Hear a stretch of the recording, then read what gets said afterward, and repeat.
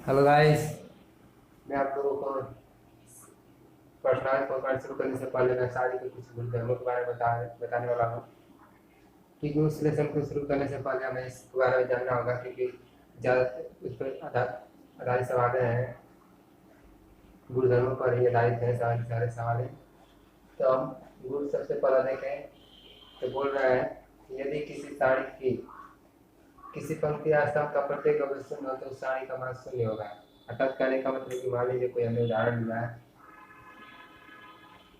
हमें उदाहरण दिया है, जैसे हम बता दें कि इस गुरुधर्म के पहले की ये गुरुधर्म किस कोटि के आलू पर इस कोटि के साड़ी पर लागू होगा, तो ये त्रिवृत्तिक राशि कोटि के साड़ी पर ही लागू होगा, इसका मान शून्य हो सकता है। तो क्योंकि तृतीय कोटि के ही साड़ी की आयु को तृतीय कोटि की साड़ी का ही मान विस्तार करने में हमें कुछ समय लगता है। इसकी सहायता से हम किसी भी साड़ी के मानों को आसानी से हल कर सकते हैं, क्योंकि हम इससे पहले 4.1 में हमने सीखा था कि इसका प्रसार कैसे करेंगे।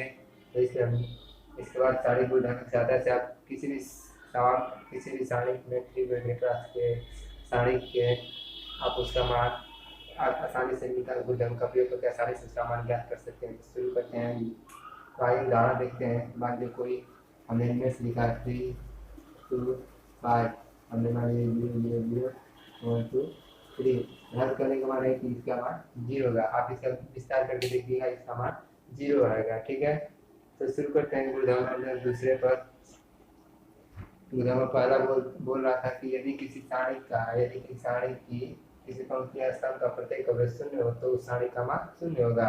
तो हमने एग्जाम्पल के माध्यम से इसको दिखा दिया है। तो अब शुरू करते हैं गुणधर्म। आज सेकंड पे चलते हैं हम लोग।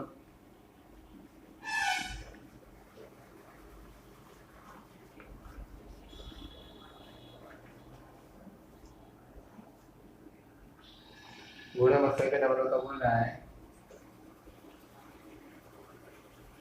यदि किसी साड़ी की पंक्ति या स्तंभों में तथा स्तंभों का पंक्तियों में परस्पर विनिमय एक्सचेंज कर दिया जाए। यदि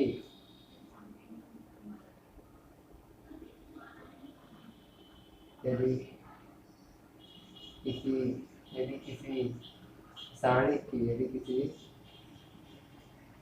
साड़ी की यदि किसी साड़ी की पंक्ति का पंक्तियों का स्तंभों में पंक्ति का स्तंभों में तथा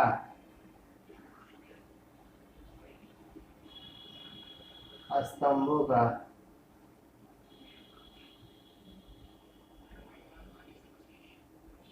स्तंभों का पंक्तियों में विनिमय परस्पर परस्पर विनिमय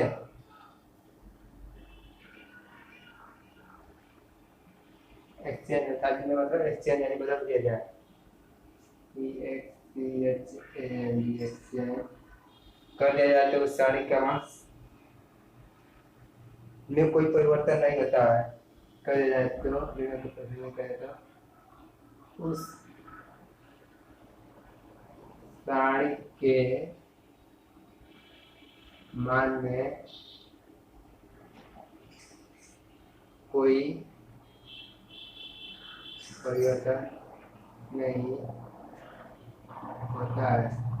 अर्थात कहने का मतलब यदि किसी साड़ी की पंक्ति का स्तंभों में तथा स्तंभ का पंक्ति में परस्पर एक्सचेंज कर दिया जाए तो साड़ी का मान में कोई परिवर्तन नहीं होता है। अर्थात कहने का मतलब हमने कोई मान लीजिए साड़ी की उदाहरण के तौर पर मान है 2 है 3 है या 5 है 4 6 है।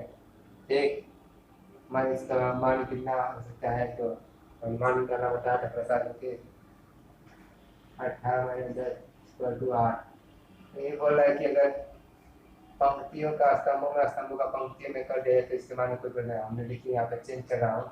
हमने पंक्ति को स्तंभ लिख रहा हूँ, हम पंक्ति को स्तंभ में लिख दिया और इसको इसका मान वही हो जाएगा।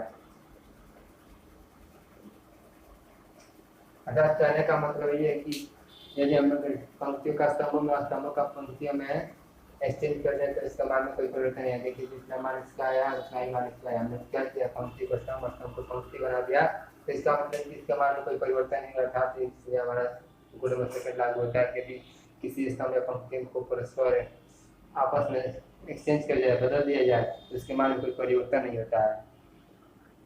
ठीक है, तो ऐसे हम कह सकते हैं कि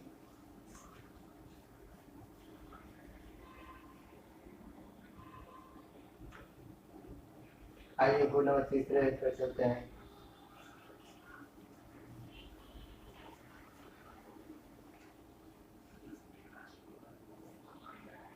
यदि किसी सारणी में यदि किसी सारणी की दो समांतर आसन्न पंक्तियों या आसन्न स्तंभों का परस्पर विनिमय कर दिया जाए तो उस सारणी का मान बदलता नहीं, किंतु चिन्ह बदल जाता है।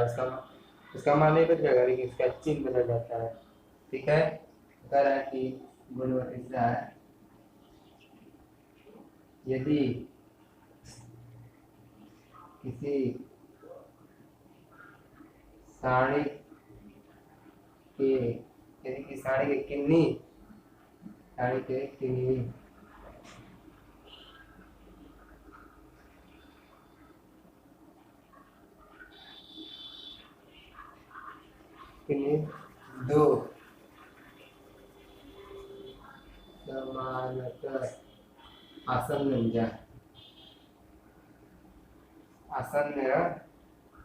समानांतर आसन्न पंक्तियों को या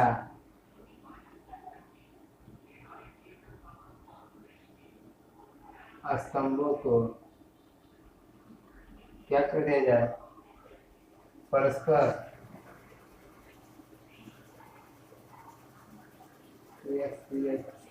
एक्सचेंज अर्थात विनिमय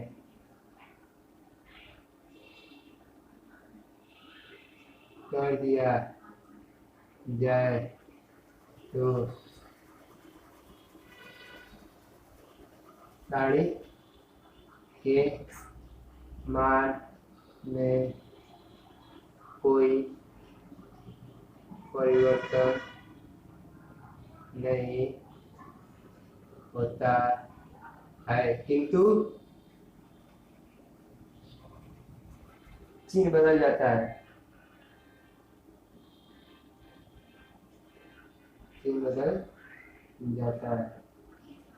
आज इसके बात करते हैं, यदि किसी सारणी के किन्हीं दो समांतर आसन्न पंक्तियों या स्तंभों को परस्पर विनिमय कर दिया जाए, एक्सचेंज कर दिया जाए, तो इसके मान में कोई परिवर्तन नहीं होता, बल्कि उसका चिन्ह बदल जाता है। अर्थात जो प्लस होता है तो हम जब इसका एक्सचेंज विनिमय कर देंगे, उसके आसन्न पंक्ति आसन्न स्तंभों को चेंज कर दें तो उसका मान में कोई परिवर्तन है, लेकिन उसका चिन्ह बदल जाता है। अगर प्लस आएगा तो हम एक्सचेंज करके उसका मान का तो उसका चिन्ह माइनस में रहता है। तो देखिए एग्जाम्पल के माध्यम से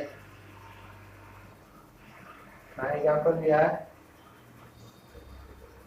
2 है, 3 है, 4, 5। ठीक है, तो हम कह सकते हैं माइनस में क्या, यही करने का मतलब कि इसको हम ऐसे एक्सचेंज कर दें और करने के बाद है कि अगर इसका मान लीजिए हम इसका प्रसार करें तो 10-12 और 12-10 अर्थात -2 +2। यही कहने का मतलब हमारा कि यदि हम किसी सारणी के किन्हीं दो समांतर आसन्न पंक्ति या स्तंभों को परस्पर विनिमय कर दें तो सारणी में कोई मान नहीं बदलता, बल्कि इसके चिन्ह बदल जाते हैं। हमने दिखाया कि इसके लिए प्लस है मान लिया या था चेंज किया तो इसका मान इतना तो मतलब माइनस में हो जाता है। ठीक है, तो हम अगले गुण नेक्स्ट गुण पे चलते हैं। गुण नंबर 4 है आपका। ठीक है, गुण नंबर 4 पे चलते हैं। हाँ, गुण नंबर 3 में ही हम एक और बात बताना चाहेंगे।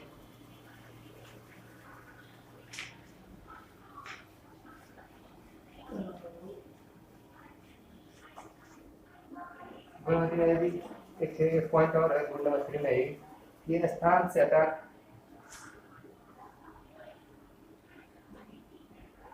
यदि किसी पंक्ति, इसी में पॉइंट देखते हैं गुण नंबर 3 में, ठीक है, ये कह रहा है कि यदि किसी पंक्ति या स्तंभ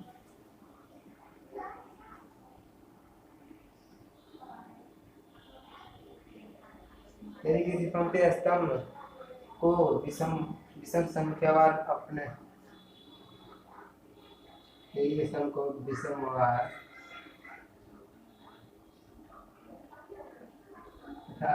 करें, विषम संख्यावार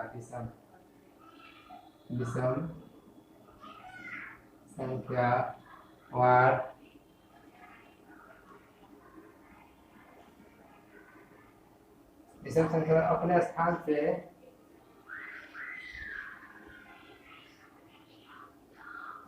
हटा दिया जाए,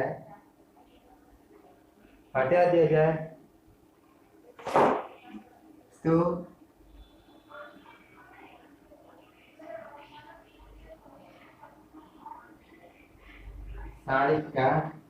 सारणी का चिन्ह बदल जाता है, सारणी का चिन्ह बदल जाता है।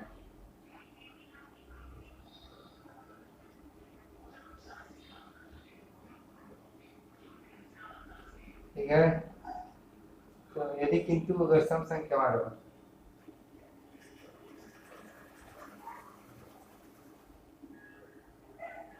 सम संख्यावार हो तो उस सारणी का असम संख्या हो और हो तो उसको स्थान से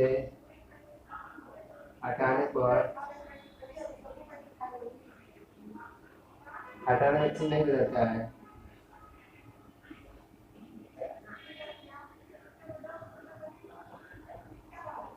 ठीक है, कहने का मतलब यदि किसी पंक्ति स्तंभ में अगर विषम संख्या है और उसको उसके स्थान से हटा रहे हैं तो सारणी का चिन्ह बदल जाता है। अगर किसी वही सम संख्या है तो उस सारणी को हटाएंगे तो उसका चिन्ह नहीं बदलेगा। अर्थात मान लीजिए कोई आप विषम संख्या में और सारणी का मान आप चाहेंगे उस संख्या को हटाकर इसके स्थान पर लगा दें। मान लीजिए कि हमें कोई सारणी मिल जाए, मान लीजिए 3 है, 5 है, 7 है, 2 6 5 4 3 2, और कह रहा है कि अगर आप विषम संख्या को हटाते हैं तो अपने स्थान से अगर मान लीजिए इसको इसमें रखते हैं तो इसका मान माइनस हो जाएगा। यही कहने का मतलब है। अगर आप सम संख्या हटाकर आप उसको चेंज कर रहे हैं तो वो प्लस नहीं रहेगा, उसके चिन्ह में कोई परिवर्तन नहीं किया जाता है। यही कहने का सिद्धांत इसका बोल रहा है। ठीक है, तो नेक्स्ट हम गुण नंबर 4 पे चलते हैं, प्रॉपर्टियां, इसके प्रॉपर्टी पे।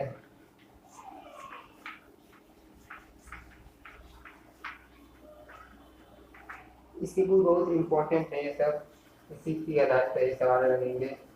गुण नंबर 4 पे चलते हैं हम लोग। गुण नंबर 4 क्या कह रहा है कि यदि किसी सारणी में कोई 2 पंक्ति या 2 स्तंभ सर्वांशम हो, एंटिटिकल हो, तो सारणी का मान शून्य रहता है। अर्थात कहने का मतलब यदि किसी सारणी में कोई 2 यदि किसी सारणी में कोई 2 पंक्ति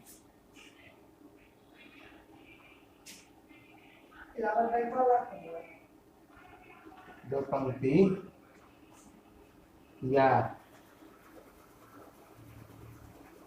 2 स्तंभ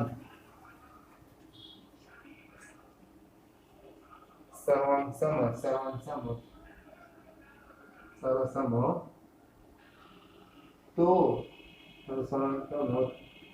तो उस सारणी का मान शून्य होता है।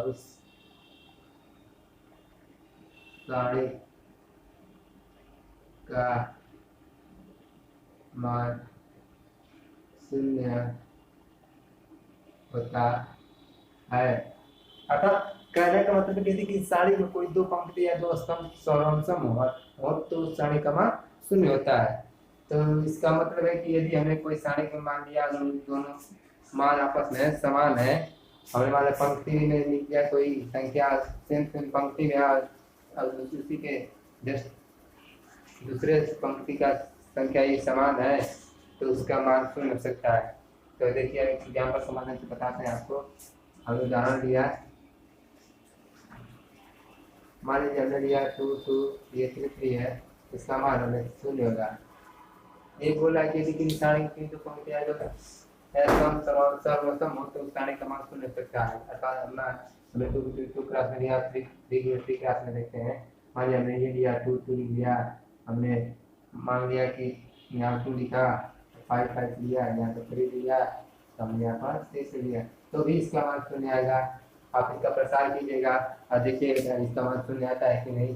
तो हम अगर शून्य आ जाएगा तो आप कह सकते हैं कि यदि किसी सारणी में दो पंक्तियां तो संभव सर्वसम हो तो सारणी का मान शून्य हो सकता है। ठीक है, तो हम चलते हैं नेक्स्ट ग्रुप पे। नेक्स्ट प्रॉपर्टी इसके नेक्स्ट प्रॉपर्टी का बोलता है, यदि कह रहा है कि यदि एक पंक्ति के या एक स्तंभ के सभी अवयव को किसी संख्या में गुणा कर दिया जाए तो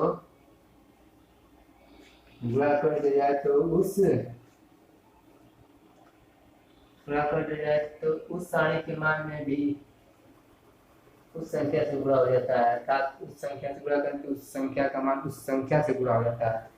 अरे देखिए हम समझाते हैं आपको, कहने का मतलब क्या है इसका। यदि किसी सारणी में माने यदि किसी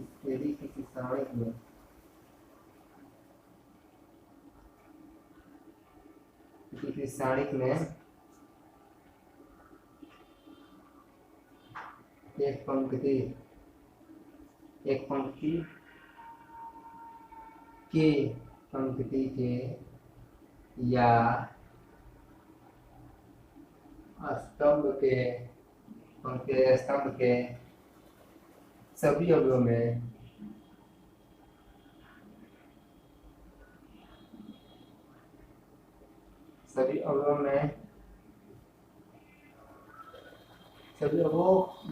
अवयव को किसी संख्या से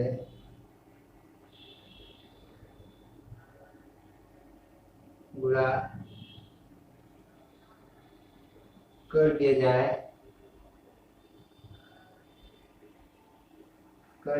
जाए तो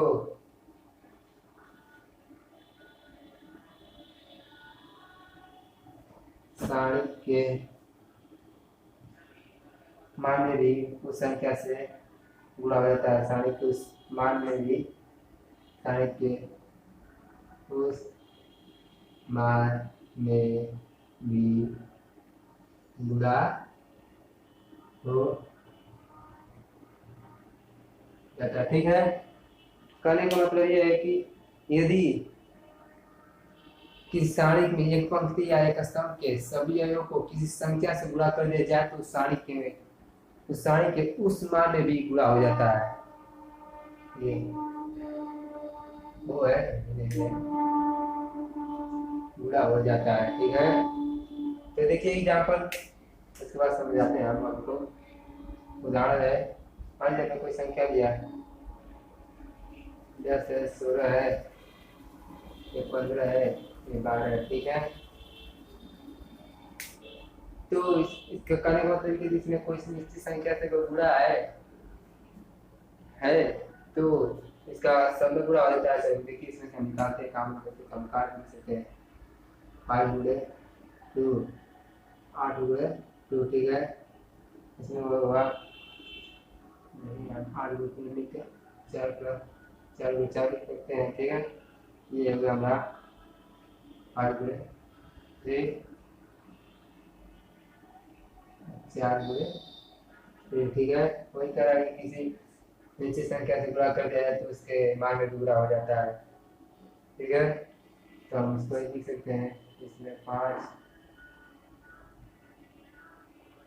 उसमें से 4, और लिख कर लिख सकते हैं 2 है, 4 है, 3 है, 3 है।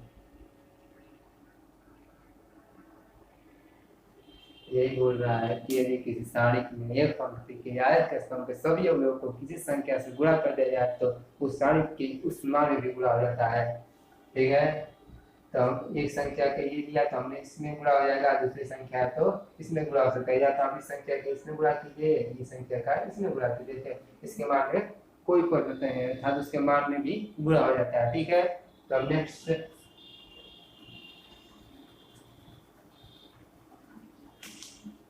नेक्स्ट रूल पे चलते हैं।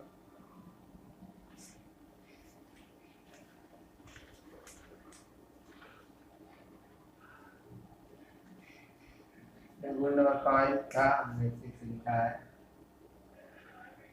तो नेक्स्ट रूल पे चलते हैं इसके।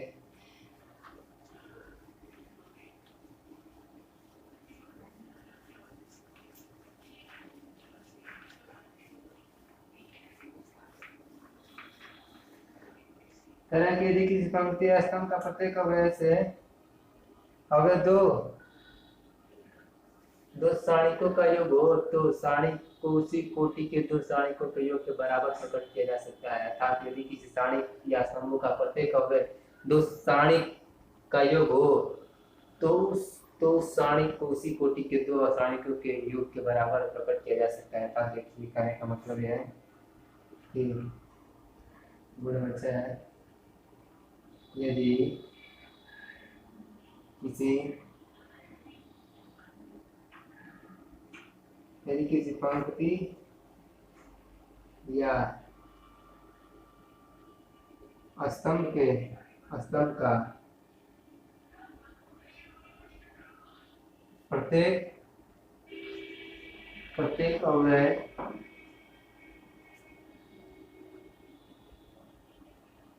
प्रत्येक अवयव दो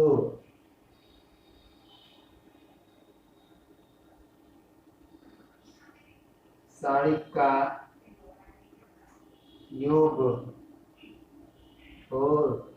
तो उस सारणिक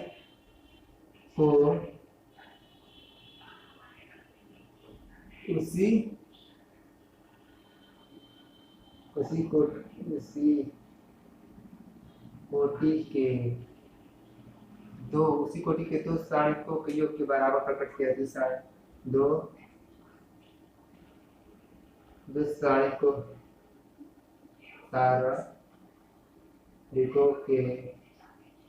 सारणिकों के योग के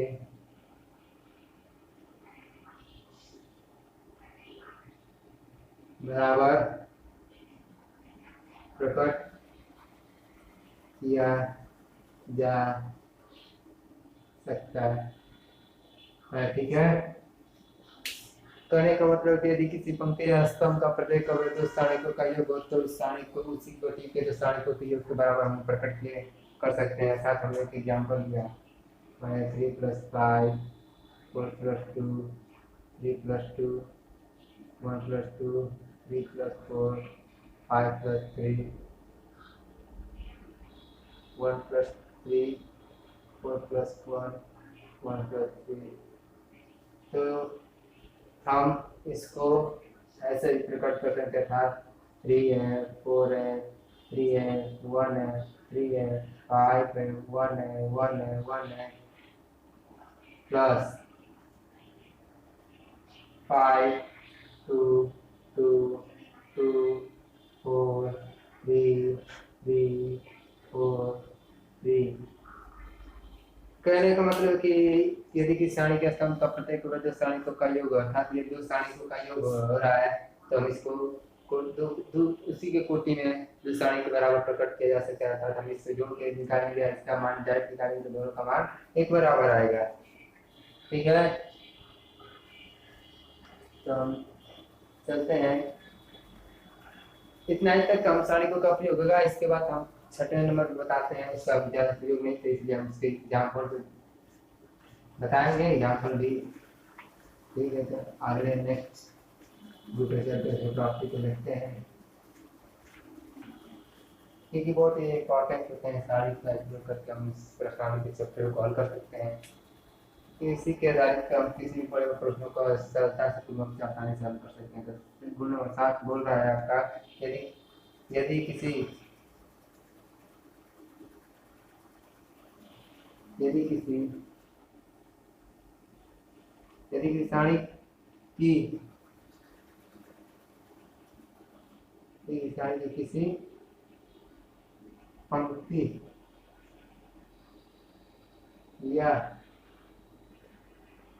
स्तंभ के अवयव स्तंभ के अवयव में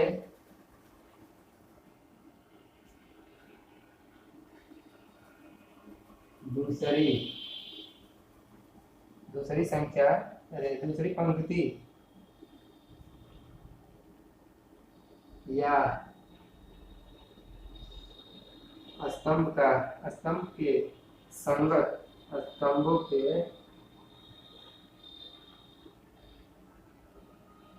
संगत अवयव के संगत अवयव के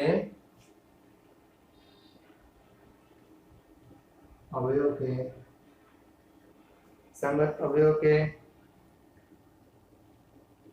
सम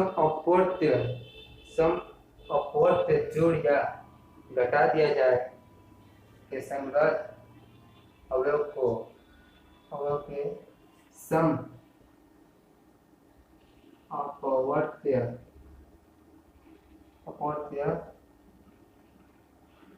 जोड़ या घटा दिया जाए तो साड़ी के मान में कोई परिवर्तन नहीं होता है।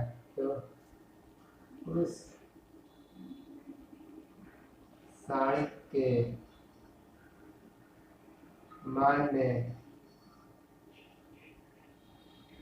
कोई परिवर्तन नहीं होता है। ठीक है, बोल रहा है कि यदि किसी साड़ी की किसी भी पंक्ति या स्तंभ के अवयव में दूसरी पंक्ति या स्तंभों के संगत अवयव के सम अपवर्त्य जोड़ या घटा दिया जाए तो साड़ी के मान में परिवर्तन नहीं होता है। ठीक है, हमने इसका एग्जाम्पल लिया है सैलरी बुक से।